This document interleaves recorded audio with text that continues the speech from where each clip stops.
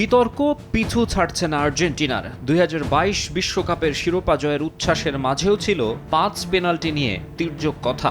মাথার উপর সেই বোঝা নিয়েই এবারের বিশ্বকাপে নামতে হয়েছে ডিফেন্ডিং চ্যাম্পিয়নদের। মাঠের চ্যালেঞ্জের পাশাপাশি মনস্তাত্ত্বিকভাবেও যা চাপে রেখেছে তাদের, সেখান থেকে বের হয়ে ক্লিন ইমেজ ফেরানোর যে তাড়না ছিল, উল্টো তা কয়েক গুণ বাড়িয়ে দিয়েছে নর্থ আমেরিকান ওয়ার্ল্ড কাপ। ২০২৬ আসরে প্রায় প্রতি ম্যাচে আকাশি সাদা জার্সিতে লেগেছে বিতর্কের কালো দাগ।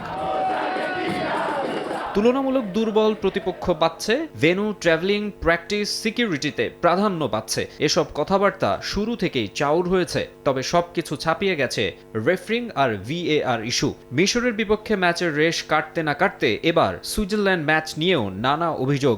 আগের দিন প্রেস কনফারেন্সে মিশর ম্যাচের রেফারিং এর পক্ষে সাফাই গাইলেও এদিন নিজ দলের খেলোয়াড় এমবোলোর রেড কার্ডে সুর পাল্টান সুইস কোচ। এমন একটা নিয়মের কারণে শাস্তি পেতে হলো যা একেবারেই গ্রহণযোগ্য নয়। এভাবে টুর্নামেন্ট থেকে বাদ পড়া দুঃখজনক। রেফারি ভুল সিদ্ধান্ত নিয়েছেন। আমি বলবো না আর্জেন্টিনা রেফারিদের কাছ থেকে বাড়তি সুবিধা পাচ্ছে, তবে ভুলের মাসুল দিতে হলো আমাদের। এই নিয়ম সম্পর্কে আগে জানতাম না। তিনবারের বিশ্ব চ্যাম্পিয়নদের চোখে চোখ রেখে লড়াই করা দলটার আক্ষেপের শেষ নেই। সেমির স্বপ্ন ভঙ্গ হওয়ার হতাশা কিছুতেই মানতে পারছে না সুইসরা।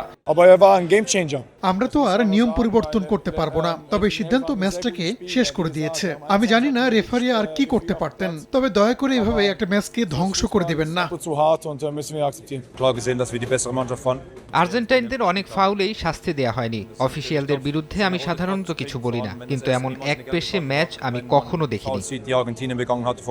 অনেকেরই অভিযোগ, সবসময় রেফারিদের কাছ থেকে সুবিধা পায় আর্জেন্টিনা। লিওনেল মেসিকে অনেকে ডাকেন ফিফা বয় নামে, কিন্তু এদিন রেফারির উপর ক্ষোভ ঝাড়তে দেখা গেছে সেই মেসিকেই। মাঠেই নাকি রেফারি হুয়াও পিনহেইরোকে বলেছেন, আমার সঙ্গে ঠিকভাবে কথা বলুন, আমি আপনাকে যথাযথ সম্মান দিচ্ছি। ঠিক কী কারণে পর্তুগিজ রেফারিকে এমন কথা বলেছেন আর্জেন্টাইন বিশ্বকাপজয়ী তারকা, তা অবশ্য পরিষ্কার নয়।